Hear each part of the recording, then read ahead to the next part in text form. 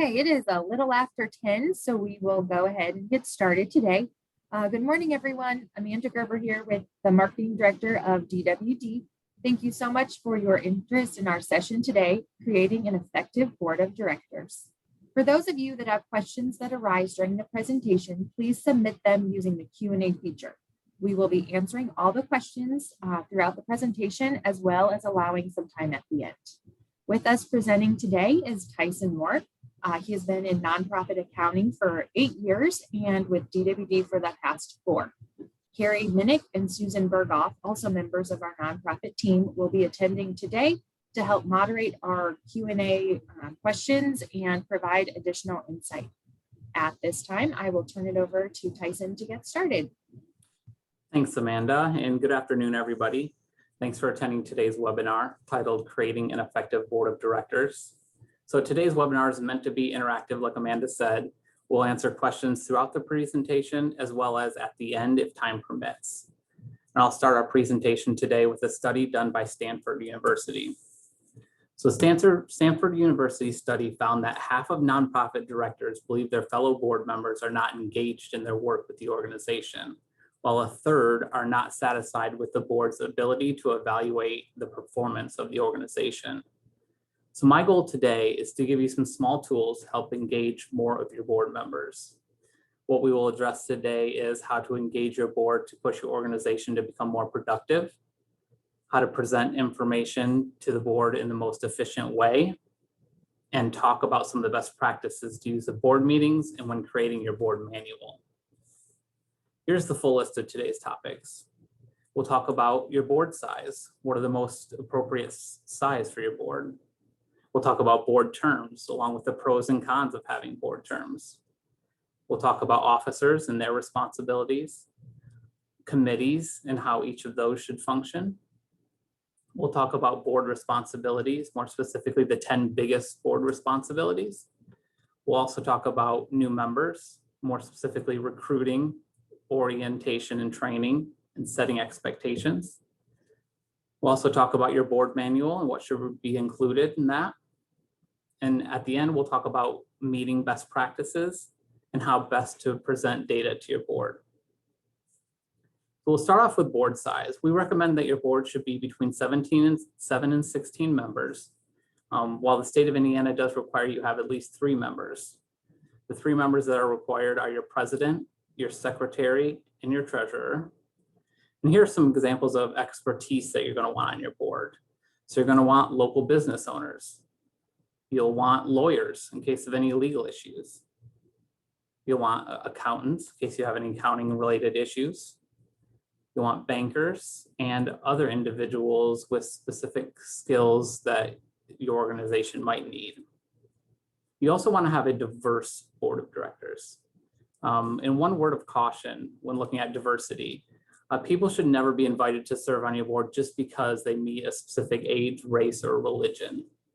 An overall assessment of the board will help determine if you have any pertinent diversity gaps that should be filled, but an organization should not fill vacant slots with people solely because they fit a certain demographic profile.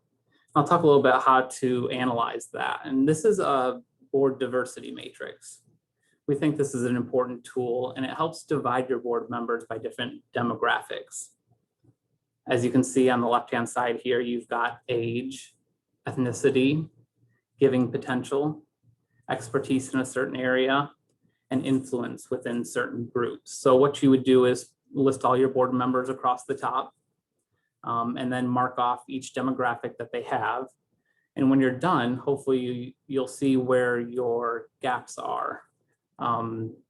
So for this specific organization I have listed here, they have diversity gaps with 61 and up age group. They also don't have a fundraising professional on their board. And they're missing someone with government influence. One thing to note here though, sometimes the deficiency is okay. So for instance, with this organization, if they had a really strong internal fundraising department, maybe not having a fundraising professional on their board would be okay. And keep in mind that this can be tailored specific to your organization. Maybe you want to add a section that includes skills in your organization's specific program area. and maybe your organization isn't interested in giving potential as much as it is in volunteer time, so you can make those adjustments. Another thing, for this to be effective, this document needs to be kept up to date regularly. We recommend updating this as new members roll on your board. And it needs to be adapted to fit specific needs of your organization. Next, we'll talk about the pros and cons of having a larger or a smaller board. So a larger board is going to give you a larger discussion. More people are going to bring more ideas. It's going to allow a greater reach in the community, so more people will have more connections throughout the community. It helps with institutional memory, which is the history of the organization, where the organization has been. And one of the cons is that quieter members could become disengaged. So they may be in the room, but they may not be contributing because they get drowned out by louder members. So keep that in mind. And with a smaller board, the pros are that they can meet more often due to a small size. They can make decisions a little bit faster. And they generally form stronger bonds between their members just because it's a smaller group. And one of the cons could be of a smaller group that they lack the expertise of a larger board. And one of my favorite philosophies on board size is a board should be large enough to get the work done, yet small enough to function as a single team to communicate, deliberate, and act as a single body. So if your board isn't functioning in this way, maybe you want to consider adjusting the size of your board. Next, we'll talk about board terms. So these are going to be set in your bylaws. Remember that if you don't like how your terms are currently set up, this can be changed and updated in your bylaws through a board motion. We recommend having staggered terms. A staggered term system allows a certain number of new members to be chosen every year. And this prevents no more than 1/2 of the terms from expiring at the same time and ensures that your board doesn't turn over at once. Most organizations do use term limits. The most common term structure is 2 consecutive 3-year terms. But let's talk a little bit more about the pros and cons to having terms. So one of the pros is it avoids of having terms in place. It avoids stagnation. So the same people in the same room could be just bringing the same ideas over and over again. It could become stale. Terms also allow talented individuals to join who maybe only can devote a few years. In this case, not having terms could scare off these more busy members. It also helps cultivate new ideas and bring different perspectives. And having terms allows you to adjust your board size if you need. So as people naturally roll off your board, that could be the best time if you do need to shrink your board for any reason. And the cons of having board terms, one of the biggest is the potential loss of expertise over time. You're going to have very valuable people end up leaving your board due to terms. You're going to need to spend more time in your recruiting and orientating process. And you're also going to need to spend more time on board cohesiveness. So as more members roll off your board, you may find that your board becomes less in sync with each other. And you may have to spend more time and money on board retreats and other team building activities. So be sure periodically that your board takes a look at terms and make sure the best policy is in place. Next, we're going to talk about officers. First, we'll talk about your board chair. This is the person that oversees the work of the board and the organization's CEO. They should possess strong leadership skills and be invested in the success of your organization. Next is your vice chair. This person supports the work of your board chair and board executive, including filling in for the board chair when needed and fulfill special assignments as required. They should be ready to lead and committed to learn more about the ins and outs of your board.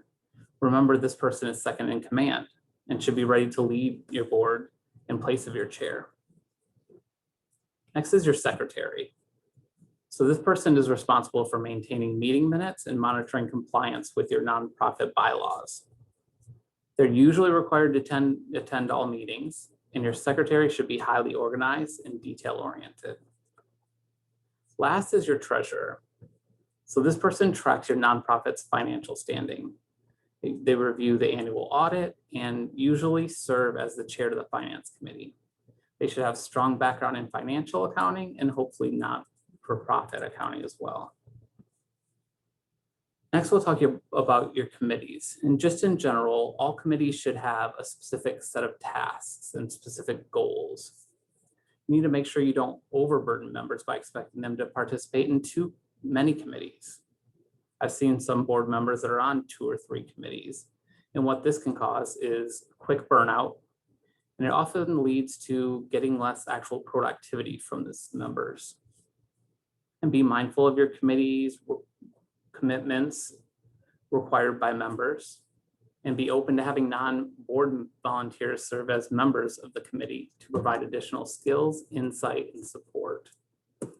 Next, we'll talk about each one of these committees a little bit more in depth. So we'll start with your governance committee.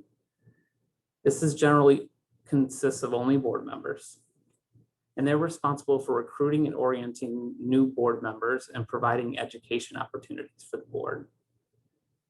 Next is your finance committee.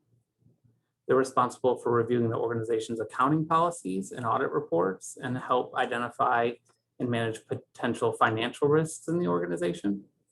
Remember, this committee should be looking at financial data in great detail. And this is going to allow the board to look at financial data from a higher level and not be stuck in some of the small details. Next is your executive committee. They were responsible for dealing with significant issues that may arise in between board meetings. It is common practice to include the officers of the board as members of the executive committee. Usually the board chair also chairs the committee meetings. Remember that executive committee will often have to meet with little to no notice to address major issues that can't wait until a full board meeting. This committee should be much smaller than your board and able to make decisions very quickly. And one thing to note here is your executive committee becomes much more valuable as your board gets larger. So as your board grows, more tasks will be done by your executive committee. Next is your fundraising committee. They're responsible for developing fundraising strategies in support of the organization's mission, including planning and supporting fundraising events. Next is your marketing committee. And this, depending on the size of your organization, the marketing committee could either be responsible for developing and executing a marketing strategy or providing advice to support staff-driven marketing strategies. And lastly are your ad hoc committees. So these are committees that exist to accomplish a goal and then they cease to exist.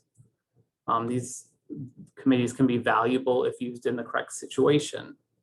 The one I see most often are building committees. So these are created specifically to oversee the construction of a new building.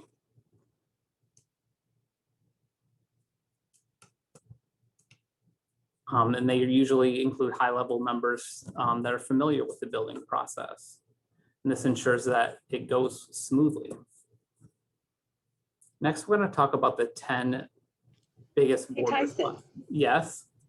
So what committees would be, why is it beneficial to have non-board members on the committees?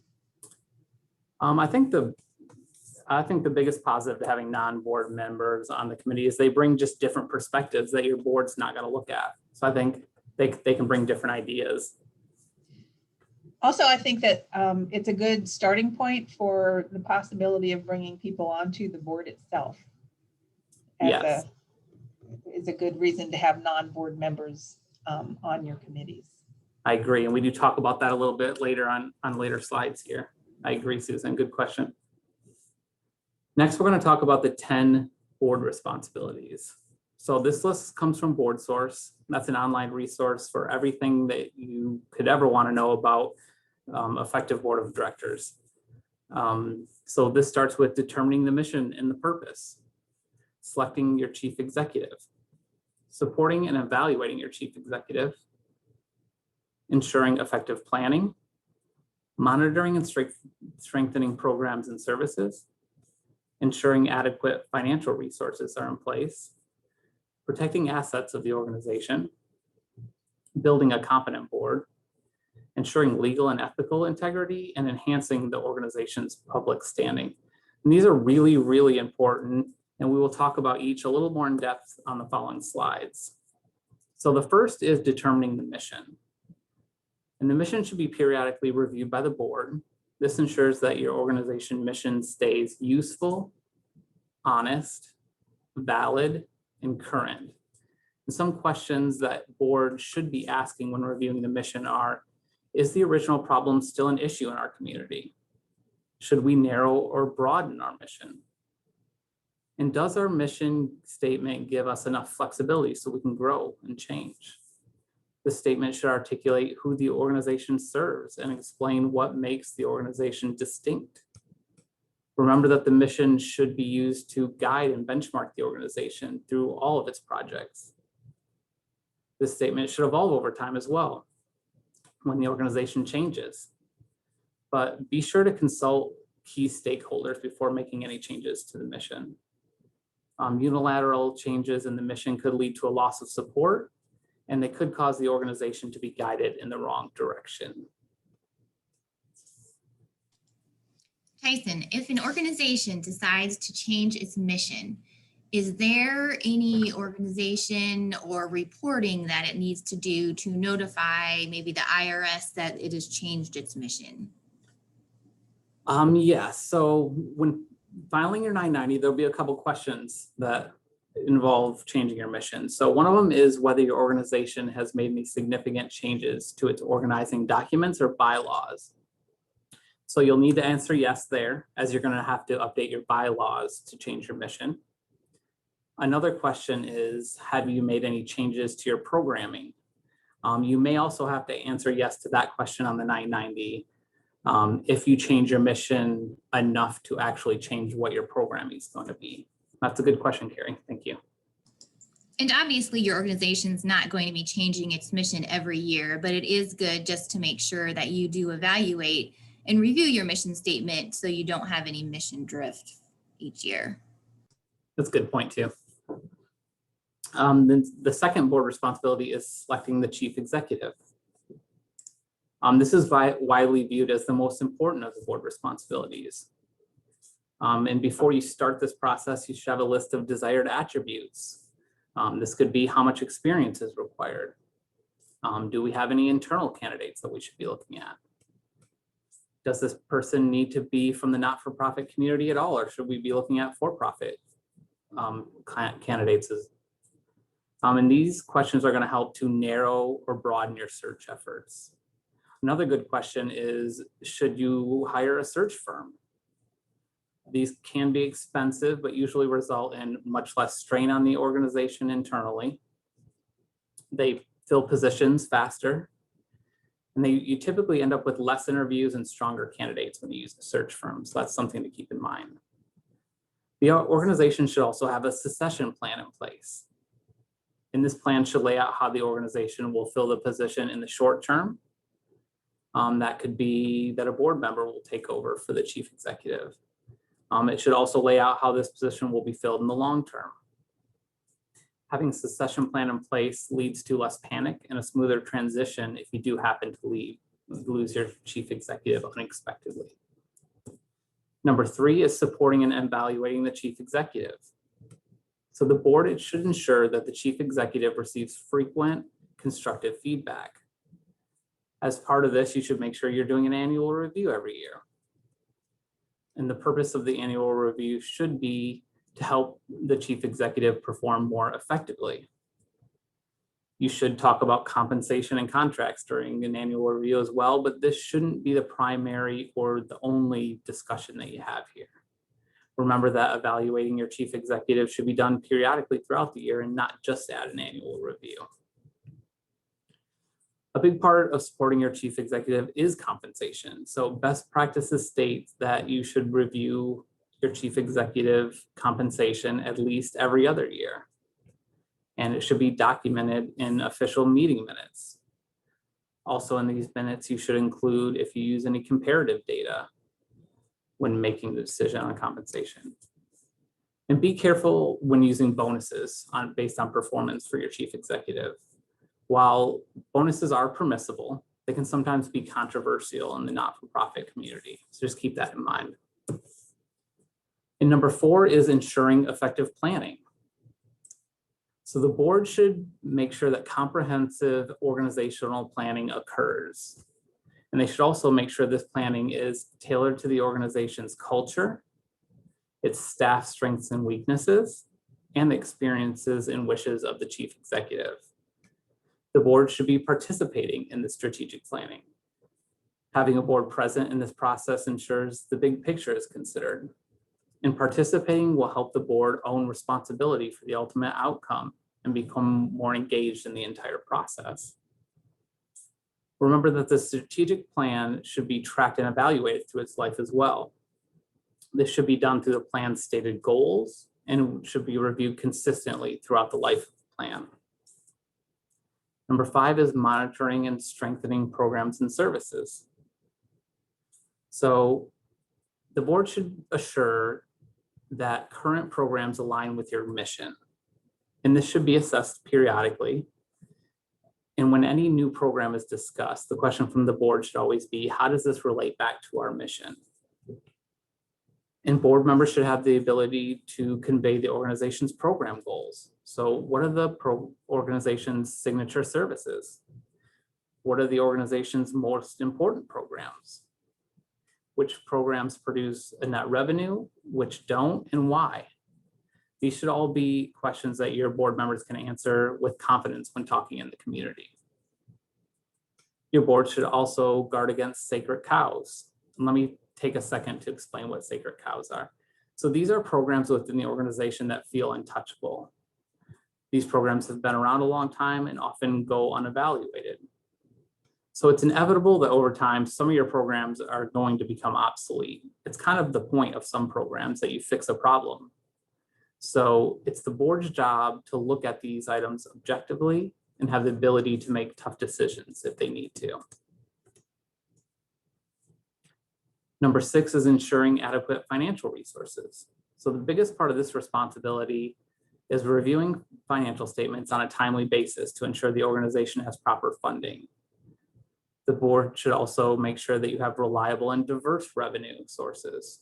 This could include different program-related revenues, memberships, client fees, tuition, merchandise sales, but they should also be ensuring that you have diverse granting sources. So you should be getting money from many different foundations and different individual donors. The board can help with funding through their personal and professional connections. So make sure you tap into those if you need to. Number 7 is protecting assets and providing financial oversight. So the fiduciary responsibilities of your board include reviewing and improving budgets. They should be looking at current data versus budgeted data. These should be reviewed at least quarterly, but ideally done on a monthly basis. Your board should be establishing monetary policies, ensuring the organization has adequate operational reserves in place. They should ensure that the organization operates in a transparent and accountable manner as well. And other monetary responsibilities of the board include ensuring that you have correct liability insurances in place. A few of them are general liability insurance, and this protects the organization if someone's injured on your property. They should be looking at property insurance, and this covers your building and any of its contents. Auto insurance, this covers your staff if they use vehicles for work purposes. And they should also be looking at director and officer insurance. And this protects your board and your officers from personal liability if the organization happened to be named in a lawsuit. The board should also be monitoring distributions of authority for financial decisions between your staff members. This makes sure that proper segregation of the duties are in place. Your board should also be approving investment policies and overseeing investment performance. So Tyson, normally the board is made up of people from various backgrounds, which is great, which is what we recommend because there's all different aspects of a nonprofit organization. However, sometimes boards kind of feel that these financial oversight, these financial responsibilities are only the treasurer's responsibilities. Can you touch on that a little bit? Yes, so it's really the entire board's responsibility to oversee the finances of the organization. I think that's why ongoing board training is really key, because not all your members are really going to know how to effectively oversee your finances or even read financial statements. So in later slides, we're going to talk about ongoing training for your board. And I think that's a really important issue. Good question, Gary. Number 8, we're going to talk about building a competent board. So the board is only as effective as its members. This is true, and it starts with the recruiting and onboarding process. A better onboarding process will produce a better board. Members of the board will also only respond to the level expected by the organization's leaders. This is why setting expectations is key for a board. This again is done during the onboarding process, and we'll talk about onboarding in a little more depth later. And the governance committee plays a key part in ensuring you have a strong board of directors. So this committee is typically charged with setting expectations of new members, assessing current member performance, orienting new board members, and ensuring opportunities for board education. And number 9 is ensuring legal and ethical integrity. This starts with the hiring of your chief executive. You should make sure during the hiring process that this person's moral compass agrees with the organization's moral compass. Remember that the organization's reputation can be tarnished really forever with one lapse in moral judgment by your chief executive. And part of running an ethical business is having correct policies in place. So some of the biggest are your conflict of interest policies. This defines what constitutes a conflict of interest and defines procedures to deal with possible conflicts if they do arise. Another one is your whistleblower policy. This should show how to report an allegation of fraud and also who it should be reported to. And the last part of this responsibility is ensuring you have organization-wide transparency. So you should be doing things like documenting how your executive compensation is linked to performance. You should keep records that show how comparable organizations pay their top executives and how that compares to yours. Also publishing an annual report that includes financial data, key activities, and achievements. You should also ensure that the organization responds willfully to requests for information from individuals, donors, and the media. Number 10, and the last responsibility, is enhancing the organization's public standing. So the biggest part of this one is dealing with the media. And we suggest that you appoint one staff member to speak to the media. And the reason for this is it really ensures that you have a consistent message delivered. It also lets you control the message a little more closely within the organization. One thing to note here, board members aren't obligated to talk to the media at all. Best practices say to have board members defer to this designated staff person if they're ever contacted by media. Another big part of public standing is how your board talks about the organization in public. Board members should remember that what they say holds more weight than the average person in the community when talking about your organization. And the best way that the organization can shape how the board portrays its message is through its communication plan. This plan gives a good 1-minute elevator speech for board members to convey the mission and purpose of the organization quickly when they meet people within the community. Next, we're going to talk about new members and more specifically recruiting. How do we find these members? So new members are best found through current clients, colleagues, volunteers, donors, and current committee members. I really like recruiting through current committee members because you already know that they're invested in the organization. And being on a committee is kind of like dating for the organization. So the person gets to figure out whether they like the organization, and the organization gets to find out whether they like the person before they become part of your board of directors. One thing to note here, though, for new nonprofits, a lot of new boards do start with friends and family and that are related, and that's okay, the way to start. But a note of caution here that the IRS requires all 501c3 organizations have at least 51% of their board as unrelated. So if you do have a highly related board, you should be recruiting more members to diversify in that way. So who's in charge of recruiting new members? This could be your governance committee or a separate recruiting committee. But one thing to note here is don't rely on your chief executive to find board members.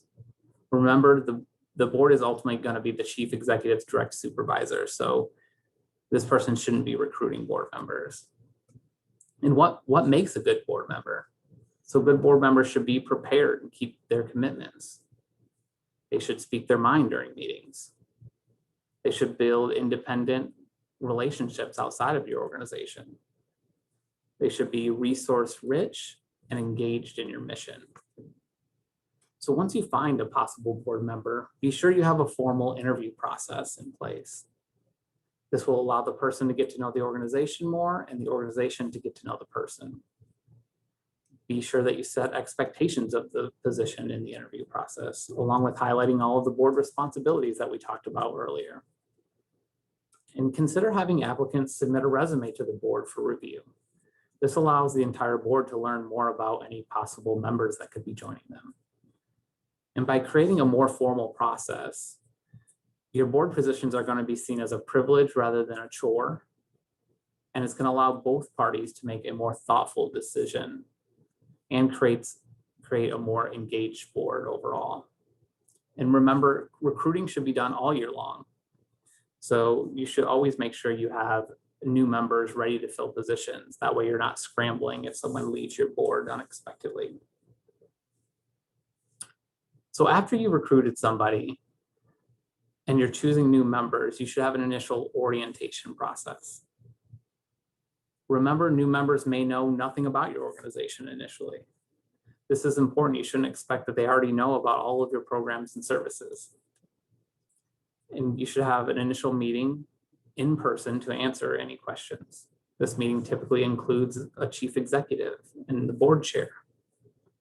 And make sure this is a two-way conversation where the member feels open to talking about what they don't already know about the organization. Consider having this at a site where your organization does programming. Seeing your programs work in action will allow the new member to feel more connected to your organization. And we suggest having a buddy system for new members that haven't been on a board before. This creates a better bond between board members and creates an avenue for them to ask questions over the whole life of the board term. Also consider having job descriptions for different positions on the board. Most members will enjoy seeing exactly what's expected on paper. And this creates a good reference point.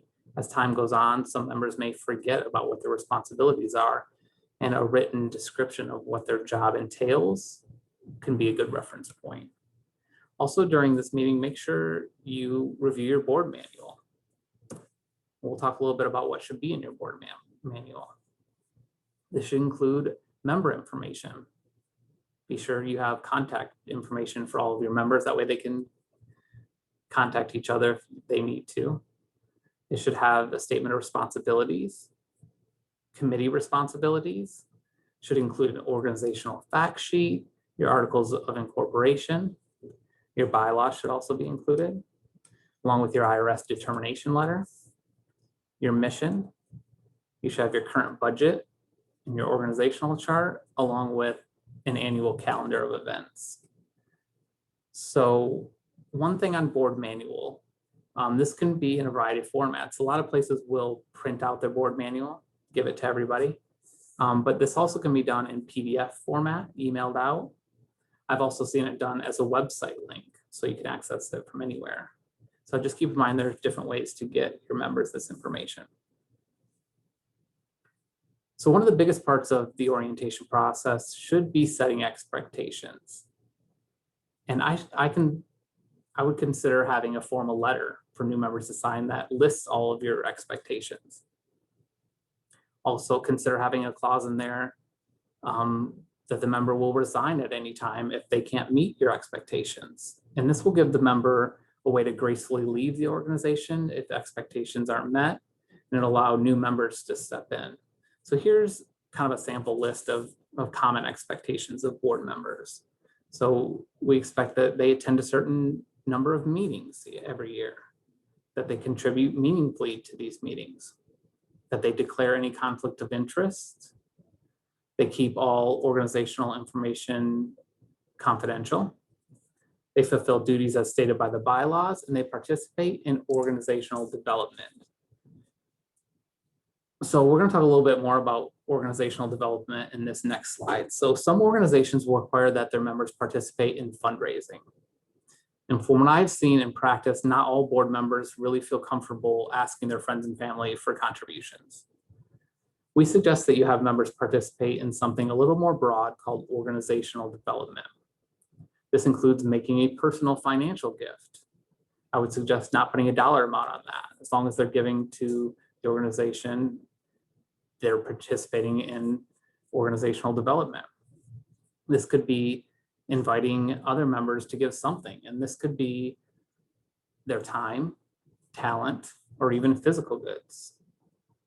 This is also inviting new members into the organization and acting as an ambassador, and holding other board members accountable for participating, and practicing actively in some aspect of raising awareness about the organization and the community. This could also be thanking donors.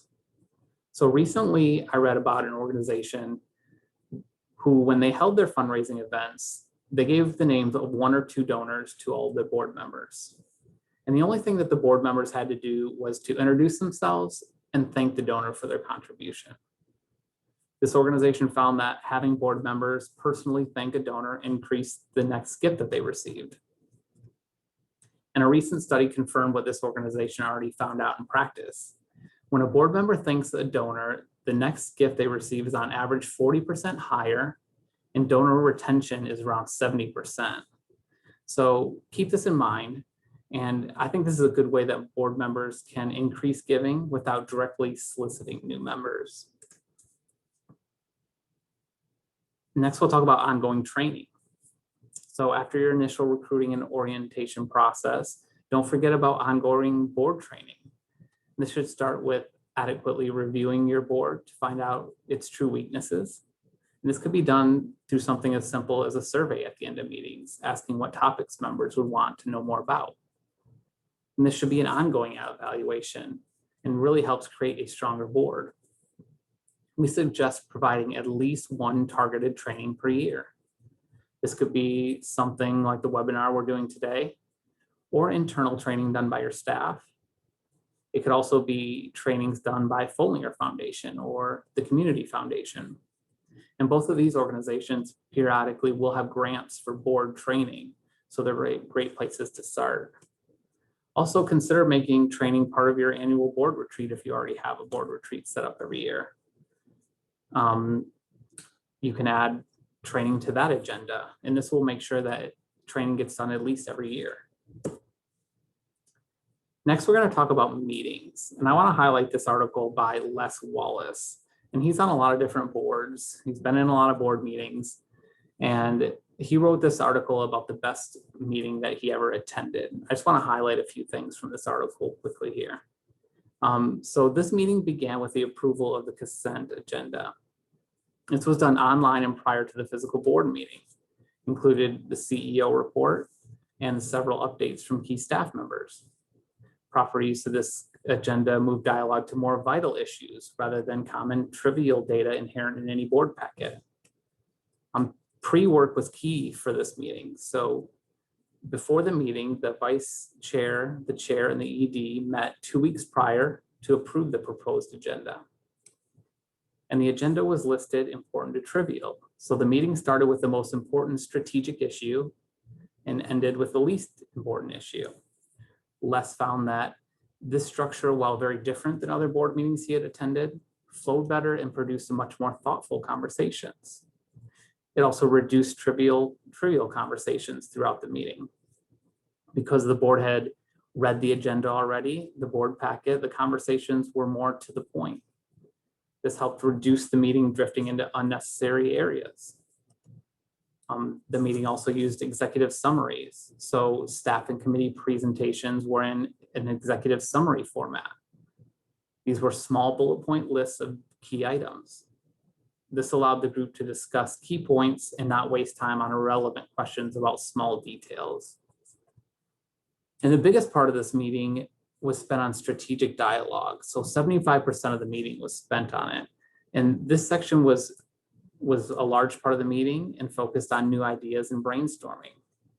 By sending out the agenda early and having presentations done in a summary format, more time was saved for strategic dialogue. The meeting also used dashboard financials. They were presented as a one-page and color-coded green, yellow, and red to indicate key areas. A clear and concise dashboard ensured that the board only had to review data at a high level and didn't get lost in any of the details. I think we've all been in a meeting that was sidetracked by, postage expense going up 50% from the prior month. That's really not where the board should be focused. They should be focused on higher level strategic planning. And this meeting ended with a board assessment asking 3 questions. Are you leaving the meeting confident in the performance of your organization? Did you feel you had ample opportunity for input? And would you change anything for future meetings? So this allowed the organization to make changes to its future meetings and better serve its members. Remember, if you're not evaluating your meeting, it's really hard to make your meetings any better. So I would suggest if you are having trouble with board meetings, you're not getting enough out of those, you can read this article here. I put the link on this slide, and we will be sending out these slides at the end of my presentation. So you can take a look at that. Next, we'll talk about some meeting best practices. So sending out your agenda early. A week early is a good amount of time to assure it can be properly reviewed. Make sure you start and end on time. I know that can be hard if you have a lot of information to get through during your board meetings, but it's really important for board members. Make sure someone takes meeting minutes. Remember, this is required by law. Make sure these meeting minutes include all motions approved by the board, who was present at the meeting, and a note if quorum was not met. And make sure everyone at your meeting has a chance to speak. And I would suggest ending your meetings on a positive note. So consider having someone from your program department come in and share a positive story about how your organization has changed someone's life in the community. This is good for board members. They can repeat these stories in the community with people that they meet. And make sure you present clear, relevant, timely data. So this is important. If you're looking at financial statements, if your board is looking at 3-month-old financial statements, it's going to be really hard for them to make relevant decisions. And next, I'm going to show a couple comparative pieces of data here. So this is an example of items that could be on a dashboard for a board meeting. On the left, if I quickly glance at this chart, I can see that the development goal is just over 50%. That's about all I can see on that chart. If I use the same data on the right-hand side and just present it in a different way, I can quickly see that our development goal is $500,000. I can see that we have $225,000 to go. And I can see that we're currently sitting at $275,000. So a good dashboard item should show the following. They should show where you're going. So that's our $500,000 here on the right. It should tell you how much is left to get to that goal. That's our $225,000. And it should also show the amount of time you have left. You can see this chart shows that all of this data is as of May 2021. So keep that in mind when you're creating dashboard financials. Here are another comparative 2 pieces here. On the left, you see revenue budget versus actual. So the blue is the budget and your orange line is actual. And these kind of go across months here. If I quickly glance at that chart, I can't tell a lot what's going on. Without really diving into it, it's hard to pull any relevant data from it. I can kind of see that maybe June was a really good month. That's about all I can get there. But if I look at the same data on the right, and the only thing that's changed here is we're looking at revenue percent over under budget. So the black line in the middle would be your budget, and hitting it perfectly at 0. And the blue line tracks over and under that budget through months. So looking at this data, and your board would be able to do the same thing, is I can see that January was really good, June was really good, and November wasn't as good. And as a board, we can quickly talk about those 3 months and what happened and quickly get to the issues as opposed to being lost in the data. So remember that clear, relevant data creates better board discussions overall. And that's all I have for you today. I want to give you some key points and key takeaways here. Make sure that your members know about the 10 board responsibilities, as we talked about earlier. And make sure your board is the correct size. We recommend 7 to 16 members. You should be evaluating your board meetings to assure that they are as effective as they can possibly be. And remember that an effective board is built through recruitment, orientation, setting clear expectations, and ongoing training. And that's all I have for you guys, unless there's any questions. Carrie and Susan, are there any questions out there that we can answer? No, it looks like there are no open questions from the group. Great. Well, thanks a lot, everybody, and have a good rest of your day.